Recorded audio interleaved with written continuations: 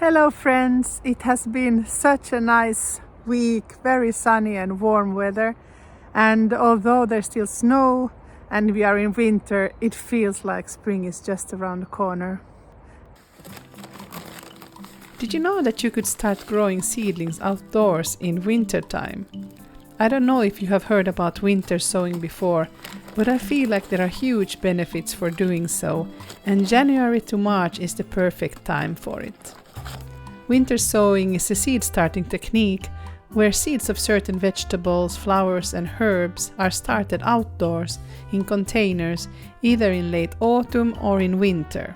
It is an easy technique and results in healthy and strong seedlings. Outside in the cool, the seedlings of perennials and perennial wild plants grow bushy and stout. The growth is slow, but often the seedlings later catch up with the pre-grown plants inside. I'm putting general soil on the bottom of the seed containers and spread a few centimeters of seedling soil on the top. This way, the seedlings will get the nutrients needed when they grow big enough. One of the biggest advantages of winter sowing is that you can manage the seedling growth from start to finish outside. So if you only have a couple of shady windowsills and want to grow seedlings for the cottage or plot, this may be something for you to try out as well. Winter sowing is also an easy way to start seedlings on a budget, because there's no need to buy grow lights. The process uses natural sunlight, so it saves on your power bill as well. I have never tried winter sowing, but will give it a go this year. Because another huge benefit is that the house does not get overcrowded from seedling jars everywhere. And there is only so much I can fit under my grow lights. I have many flower seeds and wanted more flowers this year, so I will plant pansies, marigolds and calendulas. I have plenty of seeds, so even if they for some reason don't survive, I feel like the benefits outweigh the risks. And as you know, I love to learn and discover new things. In winter sowing, the idea is that the seeds are outside, waiting for the right temperature to allow germination. Therefore, you can sow the seeds gradually throughout the winter. With winter sowing, you can get an early harvest of pak choi, mitsuna, radish, spinach, arugula, collard greens, lettuce, spring onions, and many others. Parsley is one of my favorite herbs, and it's quite suitable for winter sowing and a good choice to start experimenting with. Violets and pansies are cool-loving flowers, so they are perfect for this method. The pansy can withstand frost of about -5 degrees Celsius, but if necessary, you can protect the seedlings from heavy frost by covering them with a cloth. Winter sowing is suitable for cornflowers, chamomile, poppy, and other species for which autumn sowing is also suitable. By sowing in the autumn, the seeds in the garden beds are exposed to moisture, frostbite and mice, while you can control the conditions of winter sowing easier. For example, by keeping the seed containers in a plastic box. This method is suitable for many plants, but not for all. For example, the large seeds of pumpkin, corn, beans, and watercress rot in cold and wet soil. You can protect the seeds with a perforated cover or place the containers directly outside in a place protected from rain and strong sunlight. I will put the containers inside a big plastic box that has a lid and place it in a half-shady spot. It is good to check on the seeds at least weekly. The soil should be moist because at the germination phase, the plants are sensitive to drying out. When the surface soil feels dry, you can moisten it by watering, but in my case, I will sprinkle a layer of snow on top of the soil. Beware of the excessive moisture, because if there are seeds standing in wet soil, it will kill them for sure. I took some calendula seeds from last year's garden, but they don't look the best, so I will put an excessive amount in each container, so hopefully at least some will germinate.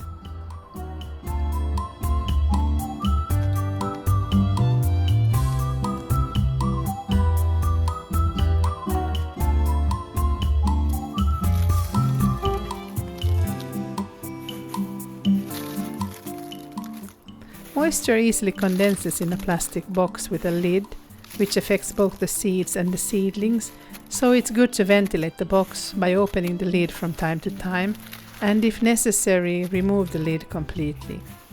Seedlings that have already germinated should be transferred to their own boxes, as they usually require more watering and ventilation than ungerminated seedlings.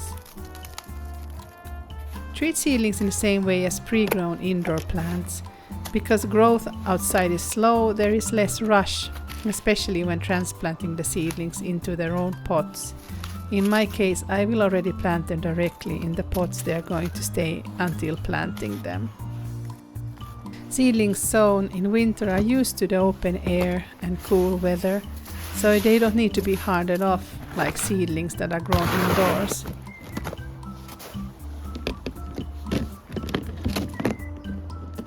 Be prepared for very frosty nights, especially when they follow a warm period. You can lift the seedlings into boxes or cover them with cloth or shelter the seedlings in a greenhouse or on your porch. The seedlings should be snug and safe in this box now, and I will check on them in a couple of days.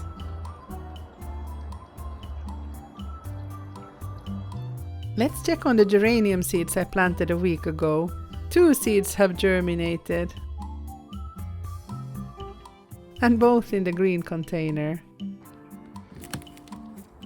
Looks like the snow has melted, but this box is completely frozen. I need to add some more snow. The moon is waning, so it has gone past its full moon phase and is moving towards new moon. So according to the moon planting calendar, it is a good time for planting onions or other plants that yield a harvest below the soil.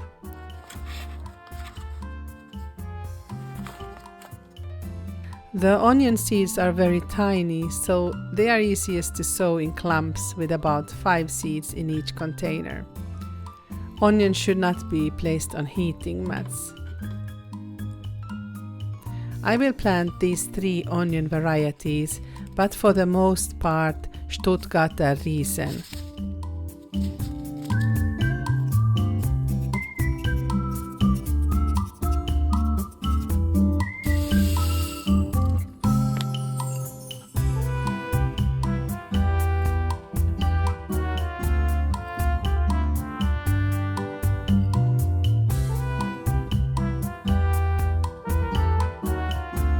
Let's cover the seeds with some soil.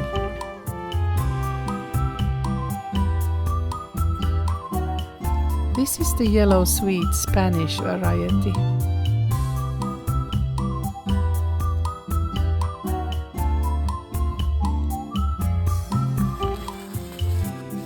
In the last 6 cells I will plant the shallot onions, which I was not planning on doing. Since onions take up quite a lot of space under the grow lights, I was thinking to also winter sow a tray of onions and put them outside.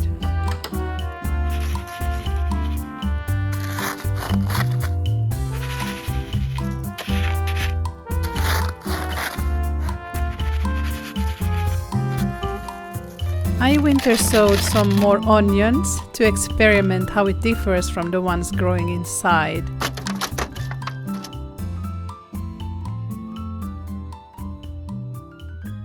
These geranium seeds came up quite fast, but here on the other side, in the black pots, not much is happening. I wonder if the containers make any difference. The onions have germinated really nicely, and it has been like a week since I planted them, or 8 days to be precise. The 3 germinated geranium seedlings have now their own containers, but out of the 10 seeds I planted, only 3 came up, so not a very good germination rate. It has been almost 3 weeks since they were planted, but I believe they can take up to a month to germinate, so I will let them be. But I will need the heating mat for the pepper seeds today. Today I'm planting the pepper seeds. The seeds have been soaking overnight in very diluted chamomile tea. It is supposed to soften the seeds so that it can germinate faster. I already added some water in the tray to moisten the seedling soil. I will plant only a few varieties this year, since peppers don't produce that well in our short growing season here in Finland.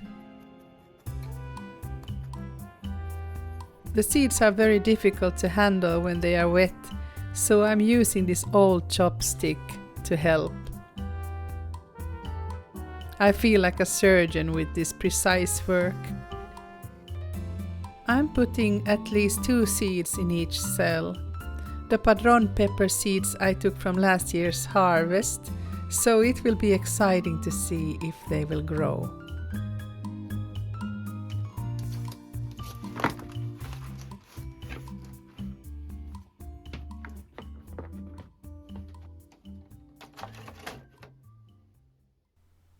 This is how the garden plan looks at the moment, but I read somewhere that you're not supposed to plant corn next to tomatoes because they can have the same pests.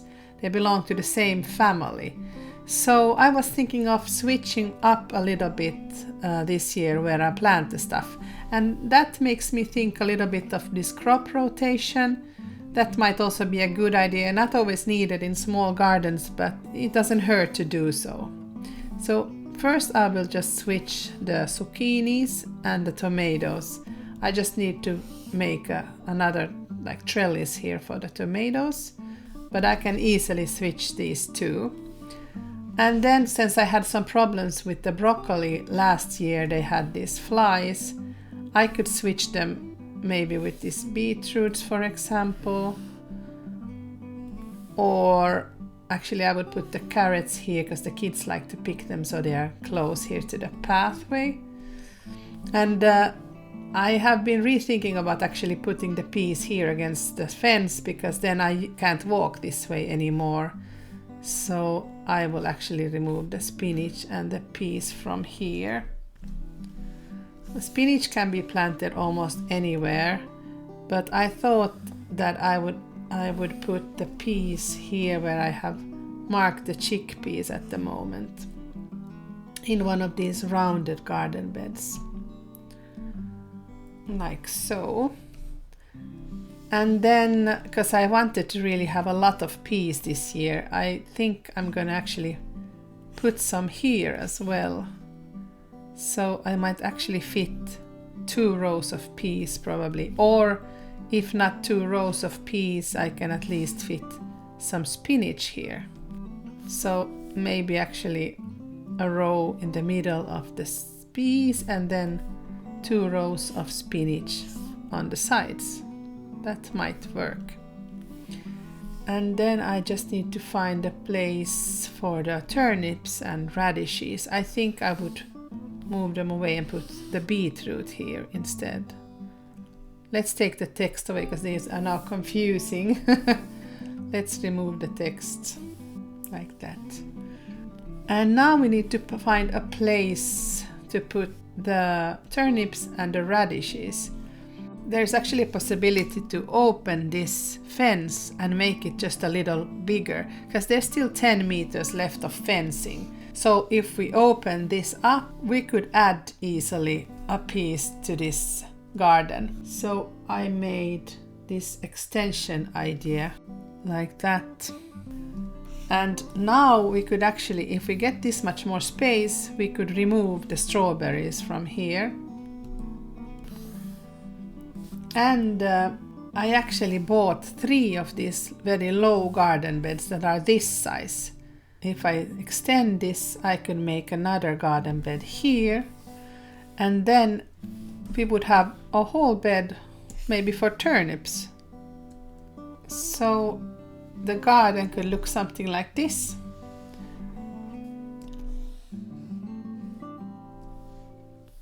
With these 3 new garden beds, there would be space for so much more.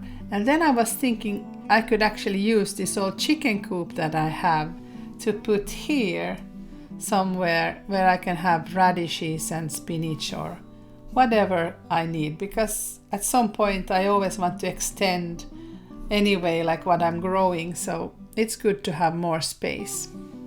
This is one of the ideas that I would really like to do, but It's pretty hard work to put all these poles into the ground, and if you see my old videos, you know it's not something you just do like that. So I would need to ask my dad to help out, and then we would have to add all these new poles here, cut the old fence here and extend it to the sides, and then just maybe even make another door. But it would be awesome not to have to worry about where to fit everything. And even if I don't have time to plant everything, just having a bigger fence, it's just easier to plan the future of the garden. I got this old wooden bed, this frame, and I will make it into a garden bed. It's very good wooden material. I took the bed apart and it goes nicely in small pieces so I can transport them easily to Siskola. As you can see, the wood is quite nice and big sturdy planks that I can use for the garden beds. Let's check on the seedlings. They are still safe under the snow. I hope you learned something new and that you have a great week. Bye bye!